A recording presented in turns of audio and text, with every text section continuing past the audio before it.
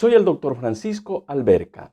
He hecho el doctorado de investigación en bioética en la Facultad de Medicina y Quirugía de la Universidad Católica de Roma. Les doy la más bienvenida a este ciclo de conferencias sobre bioética, basadas fundamentalmente en mi libro, titulado Bioética, Ciencia y Tecnología al Servicio de la Humanidad. Este libro trata sobre la producción, crioconservación y adopción de embriones humanos. Está editado también en italiano. Así que iniciamos inmediatamente estos maravillosos temas con una introducción. Hace muchos años atrás, en la mente de los científicos, nació un sueño, el sueño de fabricar hombres. Y en el año 1978 se realiza una especie de profecía. Nace el primer ser humano hecho en laboratorio. Se llama Lois Brown, una mujer producida por medio de la fecundación in vitro. Así se da el inicio a una nueva era en el mundo de las biotecnologías, aquella de las vidas humanas fabricadas, ni más ni menos que en laboratorio. Para la ciencia, lógicamente, dicho acontecimiento es sin lugar a dudas una conquista, la cual representa el dominio del ser humano sobre la vida. En tal ámbito está también la posibilidad de manipulación genética, un proceso con el cual la ciencia tendrá el poder de decidir y de determinar el tipo de niños y niñas de dar al mundo, de producir, por tanto, de hacer. Por medio de la decodificación de los genes, hoy es técnicamente posible el conocimiento, por así decir, detallado de cada componente genético. El desarrollo de la medicina, en tal sentido, ha sido visto como una gran solución para vencer el problema de la esterilidad, y actualmente hasta quien sufre de graves problemas unidos a la fertilidad puede tener un hijo o una hija. Pero es necesario preguntarnos, ¿esta es la manera más adecuada para vencer la esterilidad, grave y antiguo problema? Esta alta tecnología prevé la posibilidad eugenésica, en la que se toman células de la mórula para luego proceder a los diversos análisis llamados diagnosis preimplanto. Y si por mala suerte de tal individuo, en el primer periodo de su vida de los análisis se comprueba que sufre de cualquier enfermedad o es portador de cualquier defecto, es irremediablemente descartado. Todos estos desarrollos científicos, según la opinión de no pocos expertos, son fruto de una especie de liberación de la estrecha unión entre sexo y procreación. Una unión que hoy no existe más, ya que se puede tener hijos e hijas sin hacer sexo. Surge, por tanto, una seria preocupación, la cual debe ser acompañada de una reflexión igualmente seria, ya que mientras se reflexiona y se busca dar una respuesta, se pueden comprobar prácticas realmente inquietantes, como por ejemplo la producción de criaturas entre dos especies, aún del todo experimentales, donde se trata de crear animales, como por ejemplo cerdos con genes humanos, para así tener órganos disponibles para los trasplantes. Estudiando y mirando de cerca tan alta tecnología, vemos igualmente un sinnúmero de dificultades, problemas de tipo jurídicos, sociales, religiosos, psicológicos y muy a menudo afectivos. Más aún porque estamos asistiendo a prácticas no solo inquietantes, sino que, sin lugar a dudas, aberrantes, desde diversos puntos de vista. Otro aspecto que preocupa es la manipulación genética de los embriones. El gran proyecto Genoma Humano despierta igualmente grandes interrogantes en el mundo de la ética.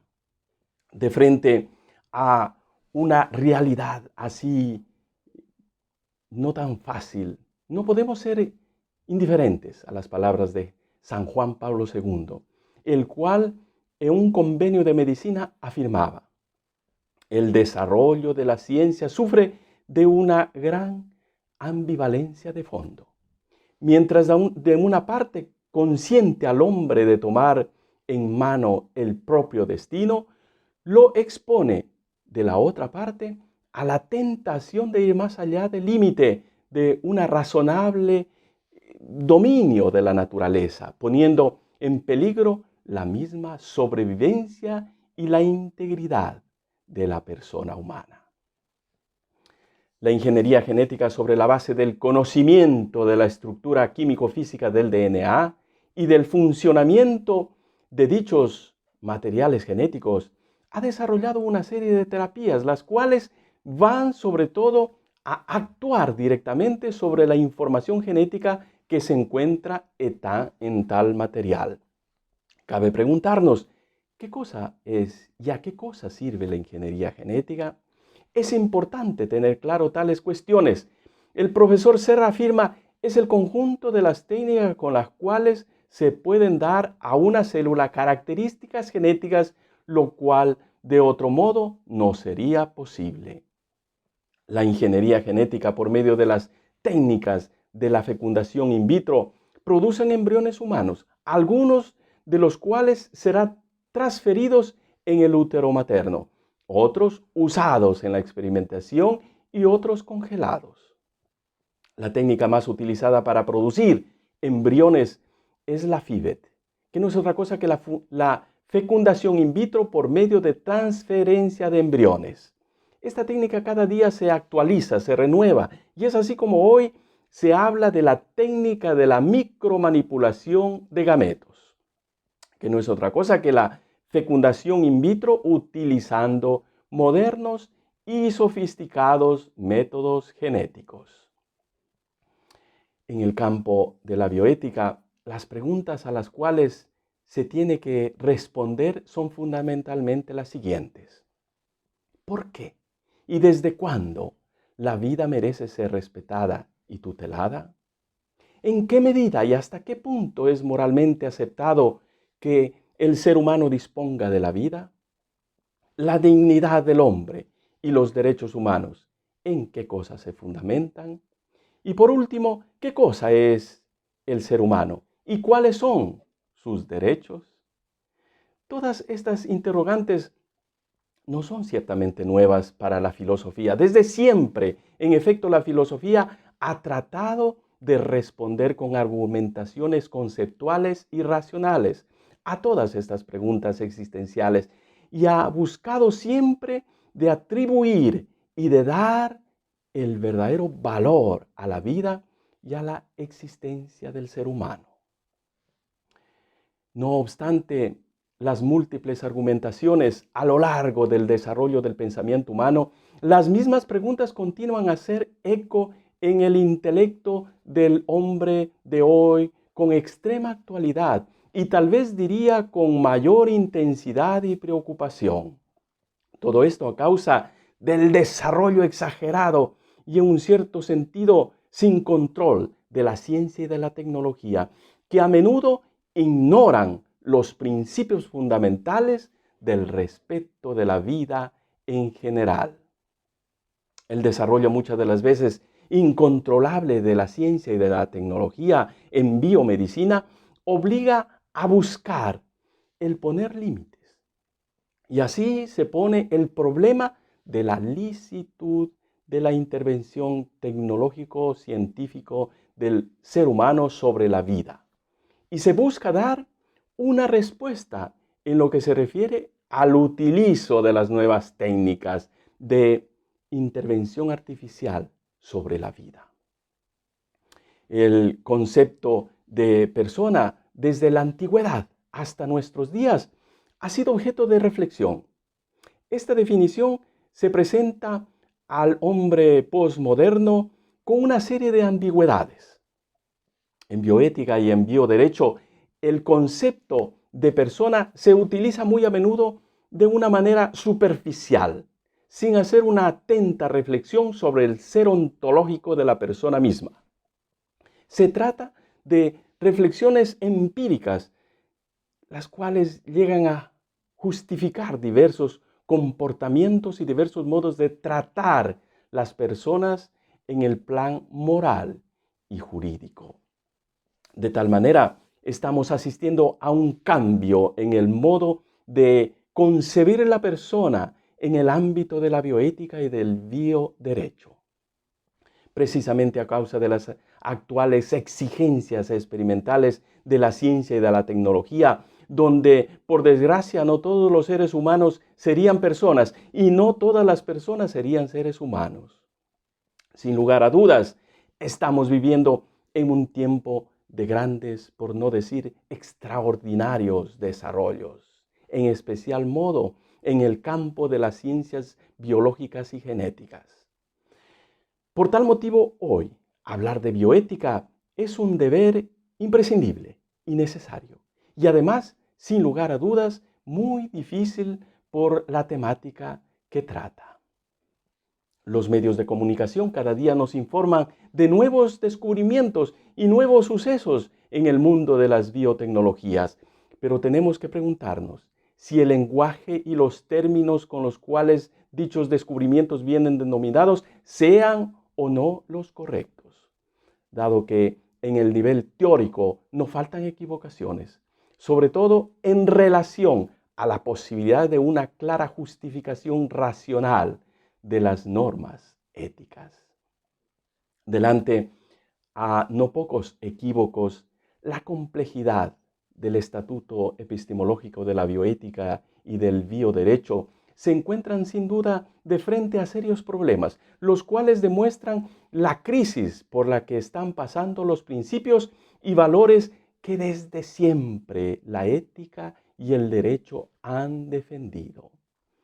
Es importante que la bioética no se quede nada más como una parte de la ética aplicada, sino que se abra a la realidad especulativa teorética y que también el derecho busque en sus principios constitutivos las respuestas a las preguntas, tematizando y justificando orgánicamente en modo sistemático las propias conclusiones, para de esta manera orientar y guiar a quien debe dar una respuesta a un desenfrenado desarrollo de la ciencia y de la tecnología en el campo de la biomedicina.